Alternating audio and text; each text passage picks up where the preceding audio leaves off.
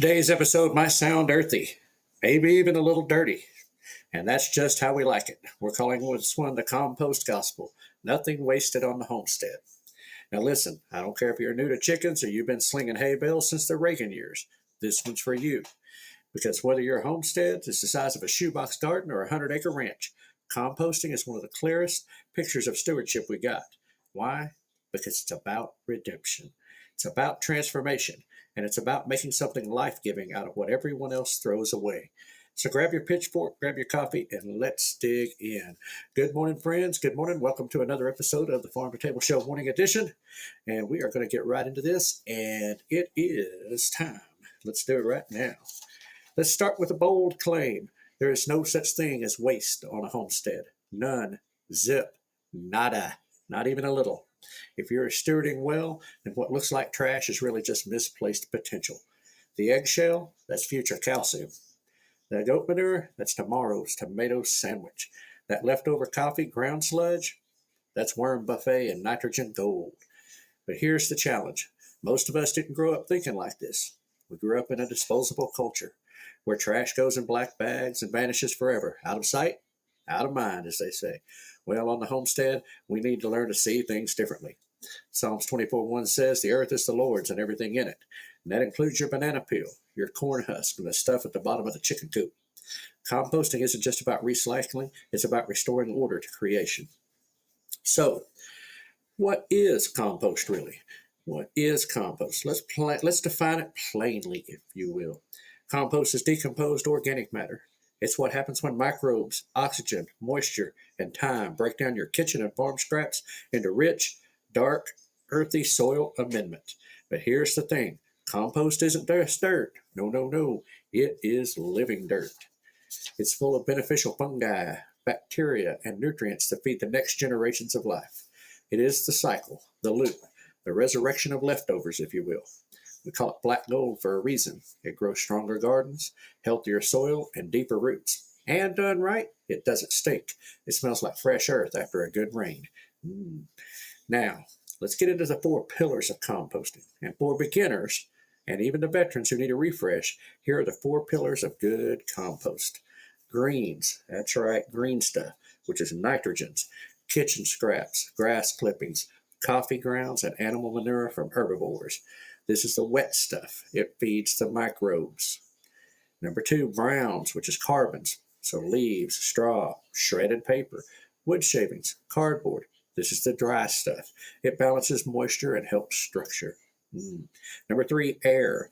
That's right, just like in fire, we gotta have air. Oxygen fuels the microbial activity. Without it, things rot instead of decompose. That's why we have to turn the compost. And number 4, moisture. Like a wrung out sponge. Too dry and it won't break down. Too wet, and it'll get slimy. Ew. Anyway. Good morning all, good morning. When those 4 are in balance, green, brown, air, and water, compost happens naturally. You just have to give it time. And here's a beginner tip. If you're just starting, build a simple pile with alternating layers of kitchen scraps and dry leaves. Water it every few days and stir it once a week. And things will happen like they're supposed to. Now, for the advanced, those that maybe have been doing this a while, consider building a 3-bin system. 1 bin for new materials, 1 bin for the active compost, and 1 for finished compost. Keep a thermometer in the center. Aim for 130 to 160 degrees Fahrenheit inside to kill seeds and pathogens. Anyway, so that's the what. Now let's get into what to compost and what not to. Let's answer the most common questions. What can I compost? So here you go. These are things you can compost. Fruit and veggie scraps, coffee grounds and the filters, eggshells, grass clippings, leaves, unbleached paper towels, animal bedding from herbivores, and garden trimmings. Now, what can't you? Meat or dairy, it attracts pests. Grease or oil, dog or cat manure, that's disease risk. Diseased plants, obviously if it's sick, you don't want to put it into something you're going to put on other things. And glossy magazines, so the magazines that have that glossy cover, you can't do those. So here's a homesteader's rule. If it come from the earth and wasn't overly processed, it'll return to the earth. And here's a good twist. A good steward doesn't just throw things away. They ask, can this be used again? I've heard that over and over. No such thing as trash. Recycle, reuse, repurpose. Now let's talk just a minute about vermicomposting. All right, let's talk worms. All right, vermicomposting is composting with the help of red wiggler worms. It's a great indoor small-scale operation for folks in apartments, cold climates, or who just want faster results. As you know, we're a microwave generation. We're a little impatient. All right, you feed them your scraps and they give you worm castings, aka the finest compost on planet Earth. Think of it like this even. Worms are your micro livestock. They're quiet, they don't complain, and their poop is pure gold. Never thought I'd say that one. But anyway, let's get a beginner tip. First, start with a small bin, bedding made from shredded newspaper, and a starter batch of red wigglers. Feed them weekly. All right, just keep feeding them little stuff. All right, now an advanced tip, you can set up what they call a flow-through worm bin system to harvest castings and tea on a regular schedule. Worms aren't just useful, they're a reminder that God uses the lowly to do great things. Anyway, Terry, your wife's a wise woman. Now let's talk about why compost really matters. I mean, let's zoom out a little bit. In God's economy, nothing is wasted. Not a moment, not a trial, not a scrap of your day or your dirt. Romans 8:28 in fact says God works all things together for the good of those who love him and are called to his purpose. And that includes the rotten apple, the forgotten lettuce, and the manure pile steaming in the cold morning air. Compost is the gospel in your backyard. It says death leads to life, decay leads to renewal, and what was broken can be made whole. And maybe that's what some of us need to hear this morning. The mess in your life, the leftovers, that stuff you'd rather have, God's not throwing it out, he's composting it, turning it into something to nourish others. He's working it together layer by layer into something beautiful. Now, let's get back to it. Composting and farm integration. Let's think big for a minute. If you've got livestock, you've got input. Chickens, goats, cows, pigs, they're all walking compost contributors. The trick is turning their manure and bedding into soil instead of waste. Chicken tractors, compost machines on legs. Deep bedding systems, composting factories with feathers. Barn cleanouts, future orchard rows. Beginner tip, mix chicken litter with fall leaves in a pile and let it sit for 6 to 9 months. I remember doing that. Anyway, advanced tip, use a front loader, if you got one of those, to manage large piles on a turn schedule. Incorporate pasture clipping and return finished compost to your growing fields. I remember watching my buddy Chris over in Surviving Alabama doing that with multiple compost using his tractor, turning them and growing them. That's pretty good stuff. And remember, good composting keeps you legal.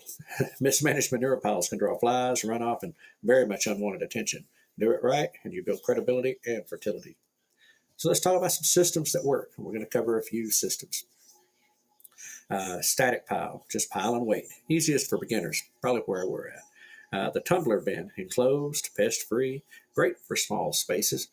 3-bin system, like I was talking about earlier, active, currently going, turning, and finished piles. Good for serious gardeners. Lasagna composting, layering in place, great for sheet mulching or no-till beds. And bokashi method, now this one's interesting. It ferments kitchen waste before composting. Great for the tricky items like meat or dairy that I generally say stay away from. But interesting. And the Johnson-Su bioreactor, if you're really serious. Highly efficient, fungal dominant compost. That's for y'all soil health fanatics. Anyway, choose what fits your space and time and goals. There's no perfect system, just consistent stewardship.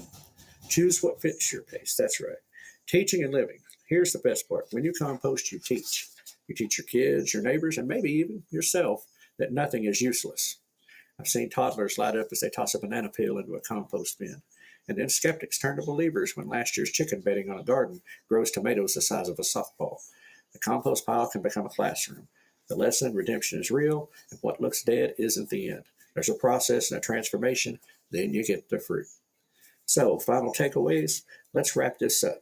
For beginners, start simple. 1 pile, 1 bin, 1 small change. Think layers, wet and dry. Be patient. Compost happens, but it takes time. For the experienced, evaluate your system. Are you wasting inputs? Are you sharing your compost knowledge with others? Or are you seeing compost as just a method or as a metaphor? Now here's a big question. Are we living like the people who believe nothing is wasted? because stewardship isn't just about the land, it's about how we think, how we respond, and how we value even the smallest things. So that's it for this one. We've slung manure, we've thanked our worms, and hopefully we've seen compost in a new light. So whether you're building your first pile or you're harvesting your 10th batch, just remember this. On the homestead, nothing is wasted. So until next time, keep your faith, one compost pile at a time.